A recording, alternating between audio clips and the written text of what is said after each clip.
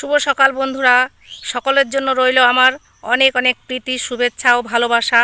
আজ আমি চলে এসেছি আরেকটি নতুন ভিডিও নিয়ে। তাই সকল বন্ধুদের অনুরোধ করব আমার এই চ্যানেলটিকে সাবস্ক্রাইব করবেন, যাতে নতুন নতুন ভিডিওগুলো সবার আগে আপনাদের হাতে গিয়ে পৌঁছায়। লাইক, শেয়ার, কমেন্ট করবেন, যাতে করে নতুন নতুন ভিডিও বানাতে আমি অনুপ্রেরণা পাই। ক্যাপশানে আমি লিখেছি পিঙ্ক কাঁঠাল গাছের মুখে ভাত। হ্যাঁ বন্ধুরা, মুখে ভাতই বটে। তার কারণ আমরা যখন গাছকে কিছু খেতে দিই তখন তার গোড়াতেই দিই, গাছ মূলের সাহায্যে সেই খাবারটা গ্রহণ করে। যেহেতু গাছের গোড়াতে আমি ভাত দিয়ে গাছের পরিচর্যা করছি, সেই হিসাবে আমি পিঙ্ক কাঁঠালের মুখে ভাত বলে লিখেছি। আজ আমি আপনাদের দেখাবো কিভাবে আমি আমার কাঁঠাল গাছের পরিচর্যা করি, কিভাবে আমি আমার গাছকে ভাত খাওয়ালাম। এই বৈশাখ মাসে আমি আমার গাছের সমস্ত কাঁঠালগুলো কেটে ফেলেছি। তার কারণ এখন যদি গাছে কাঁঠাল থাকে তাহলে আগামীতে গাছে ফল আসতে অনেক দেরি হবে। তাই তো আমি সমস্ত ফল গাছের কেটে দিয়েছি। দেখুন বন্ধুরা, গাছে আর একটি কাঁঠালও অবশিষ্ট নেই। ছোট বড় মাঝারি সমস্ত কাঁঠাল কেটে দিয়েছি। কেটে দিয়ে গাছের গোড়ায় এক হাত ফাঁকা রেখে আমি রাউন্ড করে গর্ত খুঁড়েছি, এবং সেই গর্তে আমি কিছুটা খোল পচা, ওই আর এক গাছ প্রতি 200 গ্রাম খোল পচা জল এবং 500 গ্রাম করে ভাত আমি প্রত্যেক গাছের গোড়ায় দিয়ে গাছের পরিচর্যা করছি। সেটা কিভাবে করছি সেটা আপনাদের দেখাচ্ছি। দেখুন বন্ধুরা, এই গাছটিতে আমি গর্ত খুঁড়ে এখানে আমি খোল পচা জলটা আগে দিয়ে নিয়েছি। এরপর এখানে আমি ভাত দেব। দেখুন বন্ধুরা, ভাতটা দিয়ে দিয়েছি। ভাতটা দেখুন রাউন্ড করে দিয়ে দিয়েছি। এবারে আমি এর উপরে মাটি চাপা দিয়ে দেব।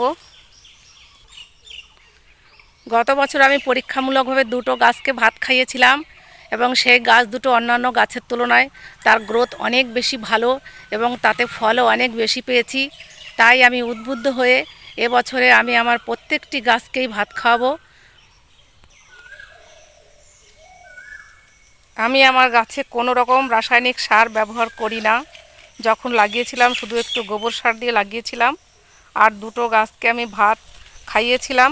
সেই গাছ দুটো খুব সুন্দর হয়েছে, যার জন্য আমার পরীক্ষা করেছি, পরীক্ষিত এবং প্রমাণিত, যার জন্য আমি এবছরে আমার 22টা গাছকেই ভাত খাওয়াবো। দেখুন বন্ধুরা, ভাত খাওয়ানোর পরে এই গাছের গোড়াতে মাটি দিয়ে সেটা চাপা দিয়ে দিতে হবে। চাপা দিয়ে কিছুদিন রাখার পরে তারপরে 1 সপ্তাহ পরে গাছে জল দিতে হবে। দেখুন বন্ধুরা, এই গাছটাকে আমি গতবার ভাত খাইয়েছিলাম। দেখুন এই গাছের কত সুন্দর গ্রোথ, দেখুন আপনারা দেখলেই বুঝতে পারবেন। এবং এই গাছটিতে আমার প্রচুর কাঁঠাল এসেছিলো। এই গাছের ভিডিও আমি আপনাদের আগে দিয়েছিলাম। 40টা 50টা কাঁঠাল এসেছিলো এই গাছে। আর দেখুন, যে গাছে আমি ভাত টাত খাওয়াইনি, শুধু গোবর সার দিয়ে রেখেছিলাম, সেই গাছ আপনাদের